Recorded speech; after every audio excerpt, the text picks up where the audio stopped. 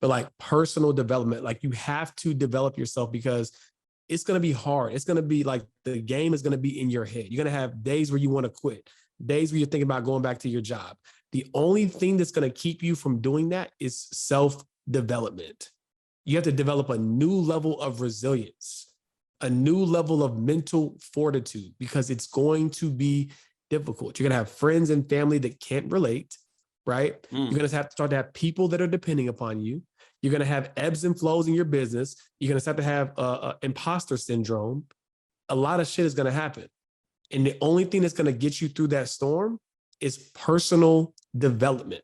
The only thing that's going to get you from 6 to 7 figures is personal development.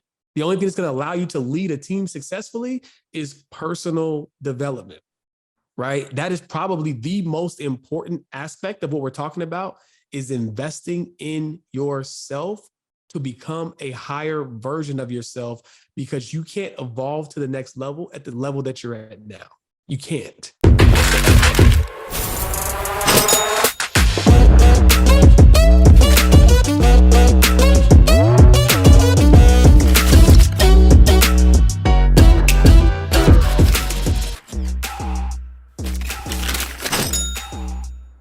What's going on, guys? Welcome back to another episode of the Melanin Money Show. So this is a good one, man.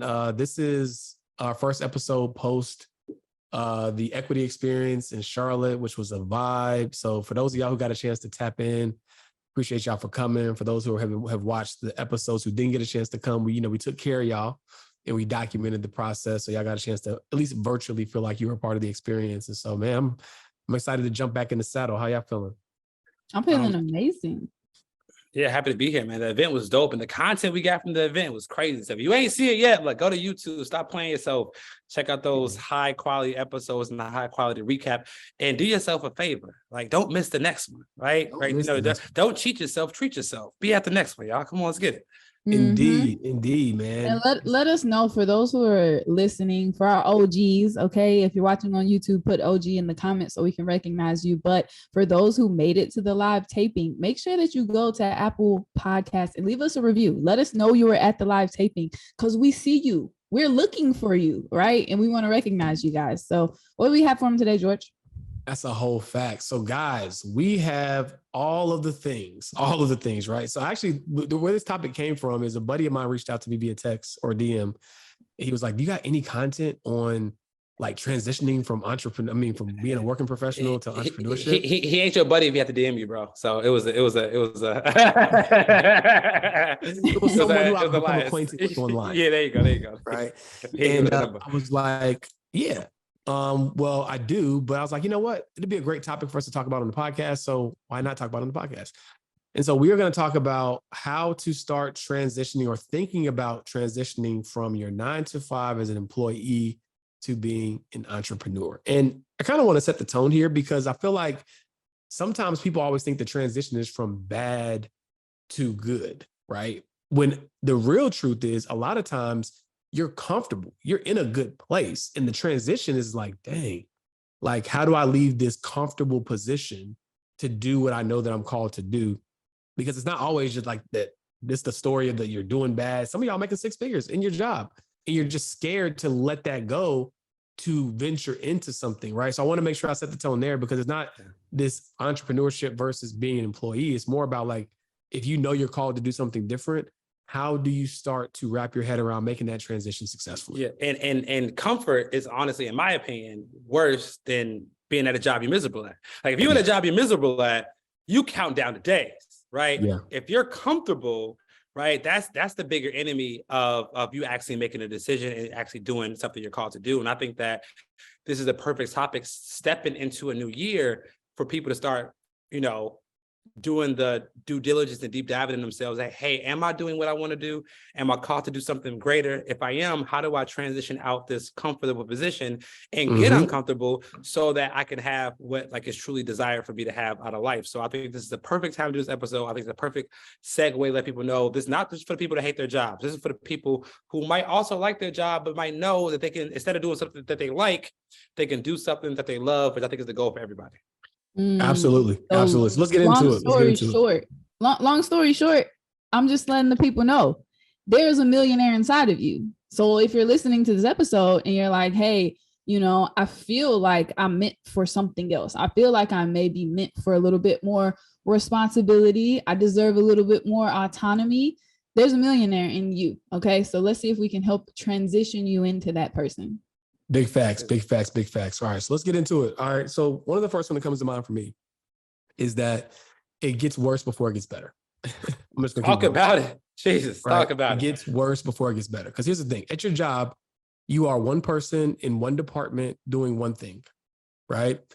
When you become an entrepreneur from the beginning, unless you're starting with, which we'll kind of talk about, unless you're starting with some capital, some shekels, as they like to say, right? Yeah, some scratch. And even if you are, you're going to be all things to everyone. You're going to be sales. You're going to be marketing. You're going to be operations, right? You're going to be client success, customer service. You're going to be everything. So if you just do the math, right? This whole idea of working for myself and I'm my own boss and I work when I want to work. You're your own boss, you're your own employee, you're your own, like you're your own manager, you know what I'm saying? Right. Like you're your bookkeeper. Yeah, you're like all of that. But hold on really quick before we deep dive to it. So I've been an entrepreneur for like, I want to say forever, right? Like I have the stories that go way back to the, you know, things that you did for money, right? But it's been 2 years without a W-2. So what's the timeline for y'all? Timeline, man. 2017 for me, so going on 6 years. 2011. Yeah. Oh, gee. Well, yeah, we'll leave most episodes to you, bro. Yeah, you got a decade in the game, man. Yeah, 2011, man. It was okay. Just to give y'all some context, like we've been through this. Okay, yeah. So So average like 5 years. It's like an entrepreneur therapy session. You know what I'm saying? More than anything, like to reflect on the ebbs and flows, the highs and lows of entrepreneurship. But yeah, it gets worse before it gets better, right? So I want to set that tone because when I first got into entrepreneurship, right, I was more so in business for myself and not by myself, right? So I didn't have to like create a brand at first. I was working at a financial services company where I was 100% commission, no salary, no base, and I had to build my own book of business. But I kind of could lean on the brand and credibility of that organization. So when I started working there, they sold me on this idea. They were like, you can make as much as you want to make. You can be your own boss. And those are all true. Like they're all true. But they didn't tell me about the fact that like, hey, you eat what you kill, right? And you don't get money doesn't hit your bank account until you make it. So it's not like your job every week or every 2 weeks, regardless if you had a good week or a bad week, you're getting paid. And that was my wake up call in entrepreneurship. So I had been at that company. I was at that company for like 3.5 weeks or something like that. And I went to the sales manager's office. And I was like, hey, man, I was like, I hadn't got a paycheck. I mean, nothing deposited yet. And he kind of just like smirked at me. He was just like, he's like, yeah, I mean, he's like, well, the only way you get paid is if you produce. It doesn't matter if you just show up, right? He's like, you got to go do something. You got to go make some money. I was like, yeah, but I have been. I've been coming in the office. I'm talking to clients, having meetings. It's like, but did you close a deal? I was like, well, not yet, but I still need to get paid. He was like, young grasshopper. And I like to learn, right? What's going on, guys? I'm George. I'm Jacqueline. And I'm Carter. And we are your money mentors. But today we wanted to talk to you about a really special feature, Financial Flicks. Can you imagine an entire on-demand library of financial content across 3 main categories: wealth building, entrepreneurship, and personal finance, so that you can take your finances to the next level? Guys, when you replace entertainment with education, your life will change forever. Imagine replacing 1 hour of Netflix with 1 hour of Financial Flicks. Imagine how much further that could take you to your financial destination. And we have the perfect library for you. Yeah, so if you're ready to Financial Flicks and chill with us to put more of your energy into education, then join us in the club. We can't wait to see you there. See you there. And so no one told me that like, hey, you got to come into this thing prepared. You got to have some capital reserves, right? Because I started at 23 at the time, 24. And so I'm just gung ho. I'm ready to go. Luckily, I didn't have many responsibilities. So I was cool, but it was a challenge to overcome the fact that, man, you mean to tell me every 2 weeks something ain't coming? Like, unless I make it come? Pause. I was gonna he had 2 seconds before I stopped you, bro. You know what I'm saying? So like, I have to find a way. So I had to say, like, guys, now that we can reflect on that, make sure you start your journey with some capital reserves, right? So that you're not like pressured to make money from day one. Because if you are, on top of like getting your brand off the ground, getting your business off the ground, it's going to be heavy because you already got enough stuff to deal with. So just make sure that you start with a little cushion and prepare yourself, because you're not going to start making money from day one unless, right, you've already have a side hustle and you already started that before you transit, which is all right. Slow down. You're getting into my lane. You know, okay, cool. That's a lot. Yeah, I was saying your tip was what? It's good. We get worse before it gets better. Stay there, okay? Let me take over from here. Now, okay. So, and I'll hand it off to Carr to talk about his topic. Yeah, but real quick, just to piggyback on your topic, it's gonna get worse before it gets better. I didn't get my first client to 4 months into my business, right? And thank God I had a mentor that set the stage and say like, hey, he was a Harvard Business School grad. He said, hey, I didn't get my client for the first, at least at 6 months of business, so to be prepared for that. So at least I went in knowing not to expect to get my first deal for a couple months or a couple weeks. So it gave me the threshold to kind of measure myself against, right? So I think that it's gonna get worse before it gets better. So my strategy or tip is to stack your chips and cut your expenses, right? So for me, I remember like yesterday, I called my sister and I was like, yo, like, do you think I'll make it if I quit my job? She was like, yeah, I mean, like everybody else in the family entrepreneurs was waiting on you. I was like, oh, okay, cool. But she was like, make sure you have your stuff together because it's gonna be a rocky road. So what I did is I saved up $13,000 but a month before I quit, I reviewed all of my expenses and cut anything I didn't need. So extra cable, extra phone plan, all that stuff I didn't need, I cut my expenses. And then I tried to find any supplemental income I could to like close that gap by as much as possible. So I had $13,000 saved up. I cut expenses and then I started renting my car out on Turo. So with all those things combined, I had a net $1,000 difference. So bearing I did anything stupid, I would survive for 13 months if I made no money, right? I had $13,000 saved, had $1,000 gap between my revenue and my expenses. So barring anything stupid, I was gonna, if I didn't make $1 in 13 months, worst case scenario, I'll go back to work. Mm-hmm. What that did for me is it took the pressure off me having to make a sale the first month, the second month, the third, the fourth month in business. And it allowed me to take the needed time to build my brand, to build my business, to build my strategy, to build my marketing plan. And because entrepreneurship is hard enough as it is, if you have paying bills on your back, and on top of building the business, on top of being in 6 roles at one time, you're not going to be able to carry that weight. I don't care how much you bench, I don't care how much you squat. If you got the bearing of starting a business and paying rent, my brother, queen, like you ain't gonna be able to take it. So I suggest you stack your chips and cut expenses before quitting so that you don't have to build a business and pay bills at the same time. What you should have said is I encourage you not to have too much dip on your chip.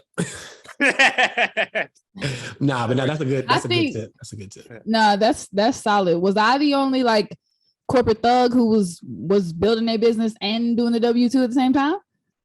That's maybe. Yeah, I was young and dumb. I didn't know anything. So, like it was like blissful ignorance. You know what I mean? So this is what I was doing, and shout out to that W-2 I had. Ooh, I'm gonna mess it up for anybody who comes behind me. But I would work, right? Regular financial planning job. And in the building that I worked in, there was a cafe down at the bottom. So once I started getting like clients on the side, I would meet them at the cafe on the bottom. In the building that you worked in? In the building that I worked in. On like another episode. Yeah. And I was like, I would kind of keep an eye out. Like, is somebody from my job coming? Like, I might have to dip back to the bathroom or something. But I was so my whole entire thought process was, I was like, well, why do I have to start from zero? So like, I've never been a start from zero kind of person, which is nothing wrong with that. But I'm just saying my tip is to start thinking like an entrepreneur before you are actually an entrepreneur, right? So I was like, okay, what can I do for my brand, right? How can I get my brand out there? Oh, write a book, right? That's solid. Okay, write a book, start getting some speaking engagement, start getting out there. Oh, let me just start getting clients before I really fully launched. And so I just was like, let me just start thinking like I'm already that person. And so that's my recommendation for y'all, is to start embodying that person, right? That's why we say all the time, future millionaires stand up, right? That's why we refer to y'all as millionaires, because you need to start embodying that's who you are, right? So my tip is to start thinking like that person. What does that person do? I think that person says, okay, I understand that it's going to get worse before it gets better. So I'm going to start emotionally preparing for that. I think that person says, as a business owner, doesn't have a lot of cash flow, I need to figure out how to cut my expenses. Like my personal and my business expenses need to be separate, but at the end of the day, I still need to survive. So how can I cut my expenses by as much as possible? I think that's how that entrepreneur starts to think, right? Big facts. That would be my recommendation. Big facts, big facts. And so another one that I really like that was eye-opening for me is business revenue versus the amount of money you pay yourself, right? So you might have a six-figure job, right? So you're thinking, well, if I make 100,000, if I'm making 100,000 in my job, if I make 100,000 in my business, I'm lit. Okay, cool thought. Let me break down to you why you might want to expand upon that thought process, right? So as an employee, you got Uncle Sam's going to take his off the top, right? And then everything else gets deposited in your bank account. And then that's what you have to live your life. You can live your life on 100% of that. Now, of course, we're going to recommend that you save and invest and build wealth and do all that stuff, right? But that's yours for your lifestyle. As an entrepreneur, that same $100,000 is cut up in a lot of different ways, right? Number one, you got to keep the lights on for the business. Your business got expenses and you got expenses. So first and foremost, you got to keep the lights on for the business. What are those core expenses you're going to have? Maybe you got the free Zoom account in the begining, but maybe it's Zoom. Maybe it's that meeting cutting off every 30 minutes. Hold on, okay. Y'all log back in.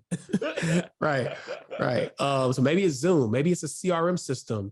Maybe it's a tech software. But you're gonna have some baseline expenses, right, for your business. That's one chunk of it. Then you have to have some money tucked aside for growth, right? Because you don't want it to just be you the whole time. So it's like, how am I going to grow? I got to spend a little money on marketing. Maybe I'm getting a VA in the Philippines at some point, right? So you got to look at some of that money for like growth. How do I get out of it just me being a solopreneur, right? And then three, then that's when you can carve out a percentage that you can allocate towards yourself, right? I'm just being very high level, right? I'm not going into like the whole profit first methodology because this is for people who are just trying to transition. So when you think about it just on a high level, those are three areas that you got to chop up that same 100,000. So making 100,000 in your business ain't it, right? It's a great start. It's a great milestone. Pat yourself on the back, but you got to think bigger because you need those resources to sustain your business and to grow your business, right? And so like when you hear people say six-figure business, you cannot think about that like a six-figure job. It is different. And I'm just here to tell you this so you guys don't have to go through the same pain that maybe some of us went through when we didn't know this, right? Because what will happen is you think you've reached a big milestone and now you're kind of basing, it's almost like the person who thinks like a seven figures or $1 million is like the end all be all until you make $1 million, right? And it's like, ooh, okay, well, there's levels, right? So I don't want you guys to think that that's where it stops because you have to grow the business, right? And you have to keep the lights on and then you can reserve some money for yourself. So don't even expect to have like the same lifestyle, right? When you're an entrepreneur, just even if you're making the same money from a revenue standpoint, a lot of that money is your business's money. It's not your money. So just remember that going into it so that you can reverse engineer, well, what should my revenue target be based upon the amount of money that I want and desire to pay myself? Love it, man. I love it. And go ahead. I was gonna say the sky's the limit, right? Like you don't become an entrepreneur to only make six figures. Let's be realistic. So I want to encourage you guys on that point to shoot for the stars, right? Sometimes we think like, oh, okay, let's make six figures, but it's like, what if you really could make seven figures with that same thing, right? So like, I would just want to encourage you guys to just, shoot for more, right? That's why we become entrepreneurs. Big facts. Real quick, Carter, before you go, I want to say this real quick. You made me think about something. So like, that's a very good point. So like, when you think about it, you don't start a business to do something that somebody else could pay you. That was my whole thinking. Right. I didn't want to, if somebody could pay me 100,000, somebody could pay me $250,000, right? I didn't want to start a business to where basically I could go get a job and be way less stressed, right? And I'm making the same amount of money, right? With 3 times the amount of effort. So just think about it like that. It's like, don't start a business that you could just basically go get a job and make the same thing because it's not worth, like, I'm gonna be real with you. It's not worth it, right? There's way more responsibilities, way more that you have to think about. Like, like Jacqueline says, set your heights on bigger, 7, multi-7, 8 figures. Like set your sights on something much bigger because you should start a business because you're unemployable, right? Well, I had to start a you can't pay me that. Like, what you want me to do? I'm sorry. Like, matter of fact, fun fact, if you made over, how much they paid? I think the salary for Disney CEO is like just a little north over $1 million. For whatever reason, I'm not sure why it's so low. But like some of y'all can make more than the CEO of Disney. Yeah, because that's his salary though. He's got options in the company. Right, of course. Like that. Yeah. It still felt good when I saw it. I was like, yo. Yeah. Do a little, Mickey Mouse ain't got nothing on me. You know what I'm saying? Right. But no, I think that's vital. I think it's important. We're not getting into this to make. We're not shutting on six figures. But like again, if I can go make a $200,000 salary working a job, I don't want $200,000 in my business. At least with that salary, all that money's mine. What's going on, guys? My name is George Acheampong. I'm Jacqueline Shattuck. And I'm Carter Cofield. And we are the founders of Melanin Money. And the reason why we started Melanin Money is because we know that there's a great disparity when it comes to building wealth among people of color. We have a tremendous mission that we want you guys to join, right? Every single year, we want to help at least 1,000 people improve their net worth by $100,000, which will create $100 million of new Black wealth every single year. Can you imagine $100 million of new Black wealth every year? As it stands right now, for every $1 that a white family has, a Black family has a mere 10 cents to match that dollar. We want to increase the wealth in the Black community so that we can have equal opportunities. Simply put, we're about closing the wealth gap, and it starts with you. So see you inside. So I think that's good. So I'm gonna double down on my previous point, and that is before you leave your job, I want you to get as much credit as possible, right? Like while you still have that W-2 income, like I want you to go apply for as many credit cards as possible, whether that's personal. I want you to have your LLC created so you can get business funding, as well as people are like, well, how do I get business funding if my business has no income? A lot of business credit cards look at your personal as a personal guarantor, and if you have a job still, they'll approve you. So what I'm recommending people do, and what I did, I not only applied for every credit card I can find, I called my current credit cards and asked them to double my available credit. And here's a quick hack. If you call your personal credit card company and you ask them that you want to double your line of credit for home renovations, and you say you make less than $130,000, they won't even check it. So if you call I'm about to do this tomorrow, I think. No, I'll probably do it on Tuesday. I'm gonna call every single personal credit card company I have and say, hey, I love your credit card. I want to use your credit card for renovations, right, on my home, and I need to double in my credit limit. They're not even gonna check if you own a home. Right? If you say you make under 130,000, they're just going to either approve you or deny you or give you an increase, maybe not double it. So I've been doing this every year, and I'll probably extend my credit by $100,000 to $200,000 every time I do this. So I would recommend you all do this and then get as much credit as possible. Because again, if you have savings and you have credit when you're starting your business, you're going to be way less stressed. I went $32,000 in the hole after like the first 8 months in my business, because I was just spending a lot on building my brand and my network. But I wasn't tripping because I had like $100K in available credit. So I think everybody, that's a must do while you're still employed. Get as much credit as possible, and then go into entrepreneurship using other people's money and kind of not your own. Big facts. That's Big good. facts. That's good. That's good. Don't let that go over y'all's heads though. Don't, because we're so scared of credit. We're so scared of debt. But every company in the S&P 500 carries debt, okay? So there's got to be something that they're doing right that we're not doing as small business owners, right? Like you can't go anywhere in Atlanta without seeing a Coke symbol, a Coke sign, a Coke billboard, right? And there's a reason why they advertise their business, right? There's a reason why they invest in their business. And there was something I was talking about earlier. I've heard this from a lot of female entrepreneurs that like, we can't live a soft life as a businesswoman. Have y'all heard that? I'm speaking. Yeah, I've heard that. So I don't agree with that. I think that living a soft life, if you first define it, a soft life is a life of peace, ease, and comfort, right? Like the opposite of a soft life is a hard life. Nobody wants to live a life that is not full of ease, that's not peaceful, right? That's uncomfortable. You don't get into entrepreneurship to live a very uncomfortable life. There is a period of time where you're absolutely going to be uncomfortable, right? Like for you, Carter, it was that 13 months. You're like, okay, I'm giving myself 13 months basically to kind of like figure it out. And that's the really uncomfortable phase. And you're like, if I don't figure it out, I go back to work. So I'm saying that for a lot of people, living a soft life is about making the right choices. Sometimes we make choices that make our life hard. So in this instance, if you're transitioning from employee to entrepreneur, make the choices that allow you to have a softer life in this transition. Go get the credit that's going to work for you. Stop spending extra money on things that you don't really need and start cutting your expenses so that you can make this transition easier, right? The transition is really only as hard as you make it, right? If you have the proper cushioning, you have the actual plan in place, you've thought about it, you've positioned yourself properly, you've built up your credit, that's going to allow you to live a softer life as an entrepreneur. So I don't think that we all have to live hard lives because we're entrepreneurs. I should not agree with that. I think that there's some truth to that for sure. And definitely with the context that you laid out. What I can say over my 10 years of being in the game is that you're 100% right as it relates to like, you can really make some proactive decisions to make your landing soft and to make it smoother.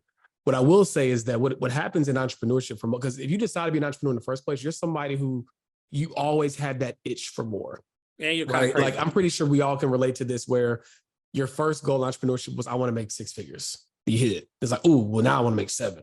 Oh, now I want to make 8. So like what's going to happen is every time that you want to grow, you're going to experience growing pains. So no matter how much, like how long you've been in the game, if you have that itch to where I'm always want to stretch myself, there's always going to be seasons like 5 years in, 10 years in, 15 years in, where it's going to be seasons of challenge. But I think it's important, to your point, to be intentional about how you approach it so that you can, the things that are unavoidable, the things that are avoidable, right? Like there's some pains that we go through that are avoidable, that you can be more proactive about it. But at a high level though, if you're committed to growth, it's always going to be painful. Just like the gym, right? I think I gave this analogy a few episodes ago. I think it's before y'all had met. Well, Jacqueline, you knew who Kyle was. But I think Carter, before you had met Kyle, so it's probably funnier now.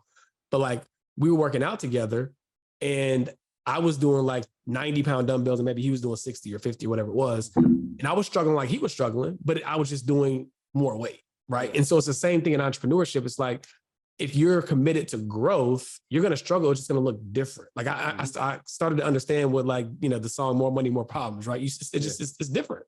You know what I mean? Like in the beginning, I look back to some of my early entrepreneur days when I'm going through those moments. I'm like, man, I thought that was a problem. And that was smooth sailing. Yeah, compared to this, like this, you know this what I mean? year-end tax problem. Like, oh, right. You know what I'm saying? Let me get this together. Or people that are depending upon you. You got to employ, like, you know what I'm saying? Like you can't never take that for granted. You have people but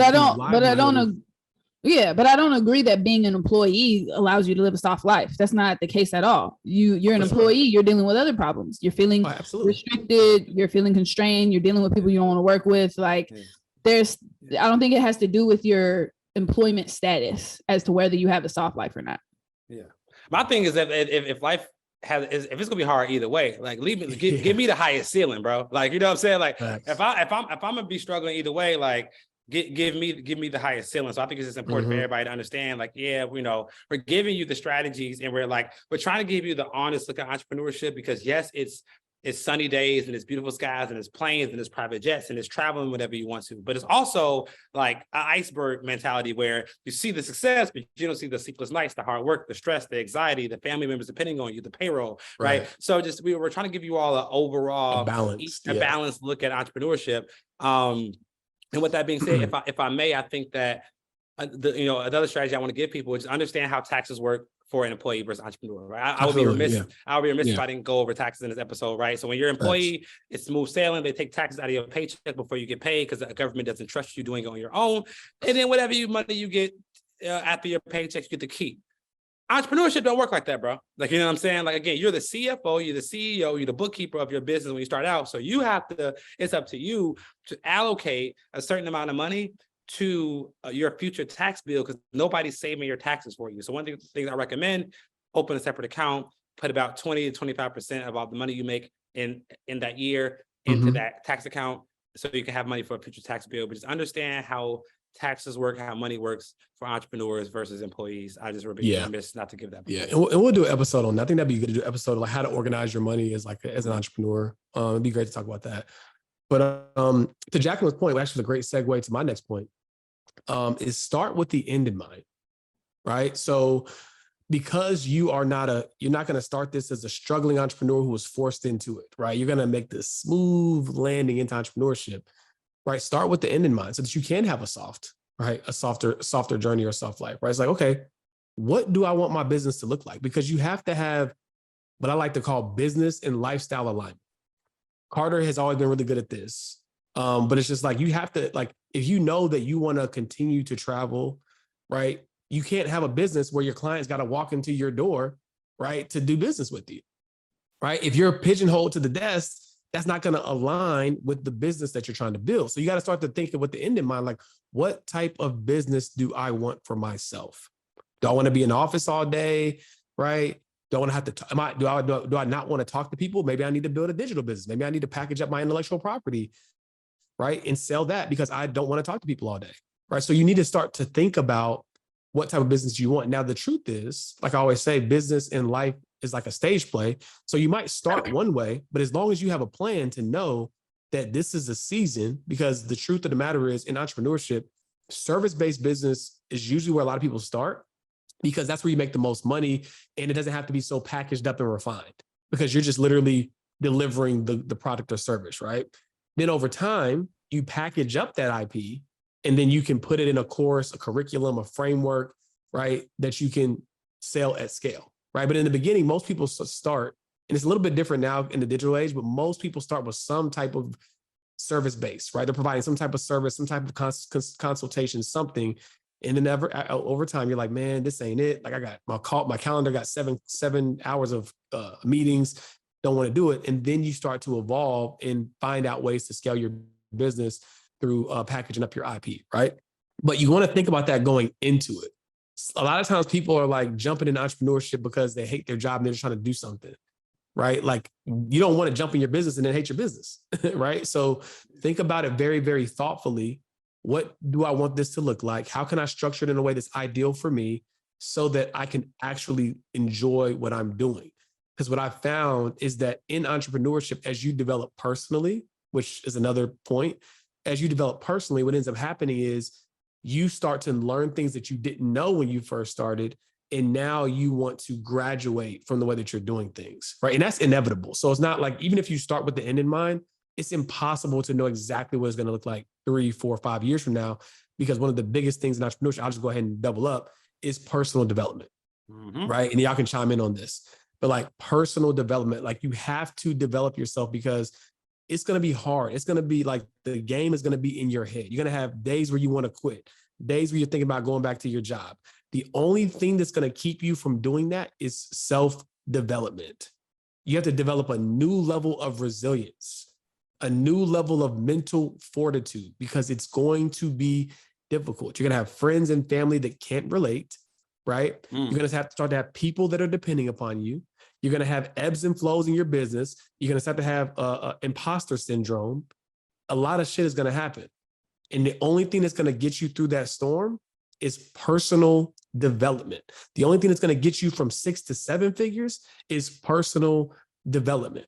The only thing that's going to allow you to lead a team successfully is personal development, right? That is probably the most important aspect of what we're talking about, is investing in yourself to become a higher version of yourself, because you can't evolve to the next level at the level that you're at now.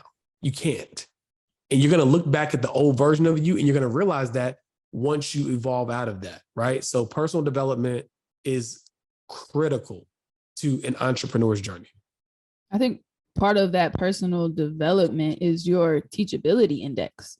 How teachable are you, right? Like, are you willing to listen to what your therapist says? Are you willing to listen to what your family says about who you are as a person, so that you can make those changes so that you can evolve, right? Like, that's a great point that you made about the evolution, right? You can't get to the next level of who you are by doing the same thing that you're doing right now. And I think the biggest part is honestly based on your teachability index, right? Like, I've had clients that I've worked with where they just don't want to listen to you. And I'm like, what are you hiring me for? Why are you hiring me if you don't want to listen to anything that I say? You're not teachable. And then a lot of times you look back and you see, oh, they're stuck where they were because they weren't teachable at all. So in your guys' transition from employee to entrepreneur, focus on being teachable, focus on remaining curious. Because that's gonna stick a lot of people. A lot of people who are looking at becoming entrepreneurs right now, if you're not teachable and you're not willing to adapt to the new technologies that are coming out every day, you're gonna get stuck. Like you're gonna get left behind. So I think in that personal development, being teachable is like high up there. Yeah, I mean, I think it's simple. Like to make an above average income, you need to become an above average person, right? So like books were my first mentor. That was my first personal development tool. So like the dope thing about entrepreneurship is you can read a book today, it can make you $1,000 tomorrow. You can read a book today, it can make you $5,000 tomorrow. If you read a book and try to implement something at your job, they might say no, it might take months, but with a business, you can learn a new concept, boom, implementing it right now. So I think personal development is a success hack on how to exponentially grow your business and your success. Facts. Man, that was good, bro. I think that's good. You think so? I mean, we got some more in the tuck. What you think? I mean, like it's up to y'all, bro. Like, I mean, the people need it. The people need it. Or we can break it up into two. It's up to you.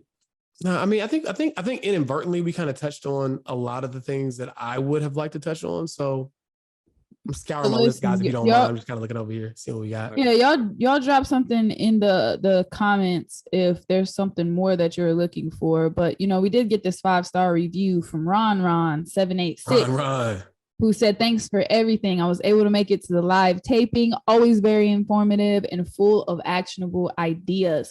Big blessings to y'all for what y'all do." So we appreciate you, Ron. Shout out to you. But let's leave them with like some actionable steps. Like we gave them some really good points. What's some actionable steps we should give? Absolutely. So as we transition into that, is one thing I think as a married man who was dating in the very early phase of entrepreneurship, I think that this is one point I want to touch on really quick is set expectations with your loved ones. Right? Set the proper expectations with your loved ones because it's going to be different. What's up, guys? Congratulations on joining Team Black Wealth. But we'd be remiss if we didn't give you a uniform as an official player on the team. So head over to shop.melaninmoney.com and grab your official uniform for Wealth Builders Uncovered. We'll see y'all at practice. So I actually was an entrepreneur just probably 6-7 months before I met Madge. So we've been together for a long time. So, what I'm saying, probably at this point, 11 years-ish. And I told her, she'll tell you, no lie, no cap. We weren't saying no cap back then, but I'm saying, what did people used to say before no cap? It was like, no, I think it was real rap. No, I don't know, it was something. No, I can't remember it. I used to remember it, but anyways. Real rap. So I told her when we first started dating, I was like, look, I just started in entrepreneurship. I'm not in a position to go out a lot, wine and dine. I'm a decent cook, more than happy to come over, hang out at the crib. But it's not going to be a lot of that wine and dine and stuff. You know what I'm saying? I said it in an eloquent way, obviously, but I set the tone up front so that she could make an informed decision if she was cool with that. You know what I'm saying? And if you're already in a relationship, if you're already married, you got to set those expectations. You got to say, hey, maybe we're not going to be traveling as much in the first, 6 months to a year. Because what you can't do is get mad at someone for something you didn't tell them they couldn't get mad at, right? If you didn't set the expectation. So you got to set the expectation that this is the journey that we're going down. Are you cool with it? Are you okay with it? It's very, very important. One of my favorite quotes is, unarticulated expectations lead to premeditated resentments, right? If you do not set that standard, do not set that tone up front, just know that she or he gonna be looking at you funny with them Christmas gifts looking a little skimpy. Or we used to go out to eat every Friday, man. Now you trying to, what's going on? You trying to make hibachi at home. What I'm saying? It's so set those expectations. Yeah. You know what I'm saying? Yeah. And ladies, that's very important. Ladies, don't stay down for the wrong one. Okay. Wow. I did that. Personal experience. Stay down for the wrong one. I told him he owes me reparations. We're working on it. How do you know if it's the right or wrong one? Well, clearly, I don't know. No, I think you have to know the right questions to ask. You just, anybody, if you're dating and your money is in the forefront, building wealth is in the forefront of what you want to do, you have to learn to ask the right questions about the person. Because you need to know what they're trying to do, right? You have some people who are just stingy. They want to make hibachi at home for the rest of their life. And that's cool, but maybe you want to go out for hibachi every once in a while. You got to figure out, are y'all on the same page? Are y'all on the same trajectory? Are you agreeing that right now we're going to cook hibachi at home, and then, you know, later we're going to make it and we can go get hibachi? Like, I think you have to learn to ask the right questions. But don't stay down for the wrong ones, ladies. If he's I think we should do an episode. Yeah, I think we should do an episode on should entrepreneurs date employees and vice versa. I think that'd be good. That's heavy. That'd be a dope episode. And financial gender roles. Yeah, that's heavy. That's heavy because, like, one thing that I've learned too, it's something that it's inevitable in relationships. Gosh, like, but it will annoy you to no end. When you tell your significant other something and then they don't do it, and then they hear the exact same thing from someone else, like, guess what so-and-so told me? I told you that 3 years ago. What are you talking about? What are we talking about? Right? Those closest to the light often get blinded by it. Listen, everybody's ready to receive at a different time, right? That's true. That is 3 years ago. That is 100% true, right? What I also learned is that you can't be your spouse's life coach, right? Like they have to evolve at the rate that they want to evolve at, because what starts to happen, it starts to change the dynamic, right? It starts to change the dynamic, and it's like, you're trying to tell me what to do. You're trying to be my leader, and they just want you to be their lover. Right. Yeah. And so, like, you have to let them evolve how they ever want to evolve, but you have to, now we venture into a whole other topics. But I was about to say, we should really just do a next episode on this whole thing we're talking about. Yeah. I'll finish this thought. Okay. We'll go into that. So basically you have to go the same way you got to start your business with the end in mind. You have to go in the relationship. Like, the moment you decide to date that person, like, who they are at that moment, right? You have to technically tell yourself, I'm cool with that person, because you can't guarantee a person's evolution. You can't. You might be thinking like, oh, we're going to just like organically like change and evolve. Like, you technically have to be okay with that person at that point. Now, granted, if you're not married, you have the right to change your mind, once you're in the middle of it. But I'm just telling you guys, like, you got to like know that you're marrying somebody for who they are, and you're happy with that. Because if you're going into it like, oh, this person's okay now, but it's gonna be a passion project for me, and I'm gonna fix them up. Passion project. You know what I'm saying? No, I'm just saying, I'm being real. Yeah, no, I think that's what happens more so with women than men. Yeah. Right. More so with women than men. They're looking like they're marrying potential, or they're dating potential, and then they're getting into it knowing that person isn't who they need to be right now. Look, we're gonna hash this out on the next episode. Yeah. Because I can see it's about to get deep. It's about to get deep. Action items. Solid. Okay, so action items. I think everybody should go take the Myers-Briggs personality test. Okay. And according to what George just said, you need to go take the relationship attachment style test as well. Okay. But no, realistically, I think everybody should go actionable items. Go take the assessment. Right? Figure out where you are, figure out what your strengths are, your weaknesses are, how you communicate, figure that out about yourself. You need to learn a lot about you, right? Then I need you to go pull your personal credit, see what that's looking like. Okay. And Carter gave us the tips earlier on how to build that personal credit and build that business credit. So those are things that you need to do. What else y'all add into the list? Speaking of business credit, Carter, you just posted something like the other day, right? Like giving some people some hacks on business funding or something like that. Yeah. I think that one major thing that people can do is when they get that first business credit card, pay it off weekly, right? Because every payment you make on your business credit card is a payment experience. It doesn't work like personal credit. Personal credit, you pay your credit card off once a month and you're good. A business credit, you can pay it off once a week, and those are 4 positive payment experiences you get. So you get four positive payment experiences per month versus 1, and this is how you rapidly grow that business funding. But one thing I would say, like, go listen to all the previous episodes that we did about entrepreneurship, right? Like, go, like, before I started my business, I was blitzing through books. I want to learn from other people's mistakes before I have to make it to myself. So one thing you can do is go blitz through all the previous episodes that we have around entrepreneurship to get you ready for the journey. Yeah. I mean, I think this whole episode was honestly like action items, right? We talked about like, decreasing your expenses before you go into it. And Jacqueline talking about, how to make good decisions so that you can have a softer journey. But yeah, I would say, set a target, right? Like, cause you can't hit what you don't see. So if you want to make that transition, number 1, pick a date, right? Draw a line in the sand that says, by this date, I will be a full-time entrepreneur. Yeah, First and and like, foremost. make it within like the next like 24 months. Like we don't need to set these 15-year goals. 12 months. Yeah. Next 12 months. And put a date on it, because you're never Put a going to date be on it, ready. yeah. You're never going to be ready. So like, you're like, oh, I'm going to get, no, you're never going to be 100% ready. So pick a date, do it. I grow your had a business way down. lady who hit me up on Instagram and she was like, I love everything that you talk about. She said, like, I think in like 12 years, I'll be ready. It's like 12 years? You're not guaranteed to be here 12 years later. 12 years? She was serious. I was like, what? Do you know where I'm gonna be in 12 years? I don't even know where I'm gonna be in 12 years. I don't know if you're gonna be able to catch me. I don't even know what the world's gonna look like in 12 years. Yeah, what you thought you wanted to do might not even be a valuable skill or business 12 years from now.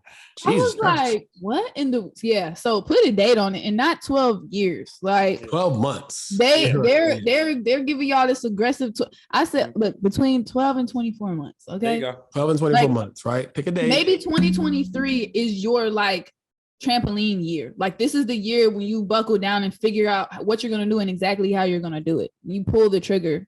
What's the correlation with trampoline?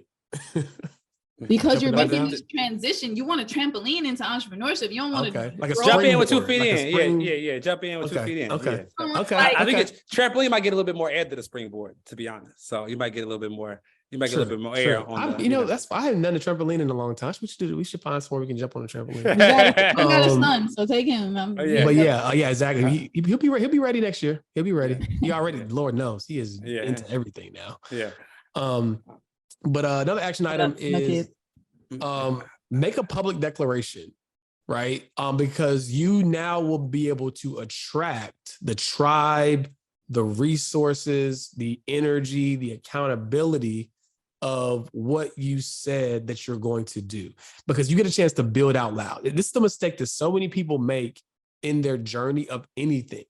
What happens is they are so busy trying to finesse and project a version of themselves that they want the world to see that they don't get a chance to actually celebrate the process, because they've already forecasted that they got it all together. So it doesn't feel as significant when they actually make these accomplishments, right? Build out loud, be okay with who you are right now, and be honest and be transparent, because God and your friends and your family can't help you if you already acting like you got it all figured out. Yeah, you can't celebrate your first 5-figure month if you're portraying that you got a bag already. You can't celebrate, like, you know what I'm saying? Like, and a lot of people in the social media culture right now, like that's what's happening, because like you already acting like you there and you not.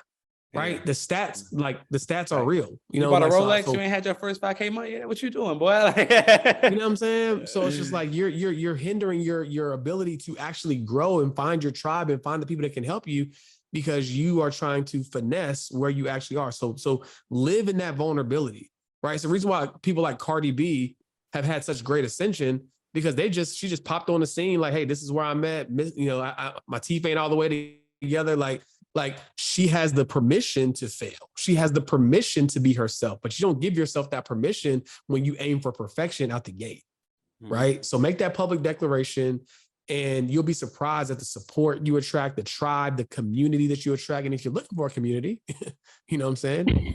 Tap into the Melanin Millionaires Club. What a lay. Right out the lay. Y'all, with this, I know y'all got plenty of game this episode. Now go execute, because the information is on us, but the execution is on you. So go execute. Let us know in the comments what's your first action item step, and we'll see y'all next time. All right. Peace.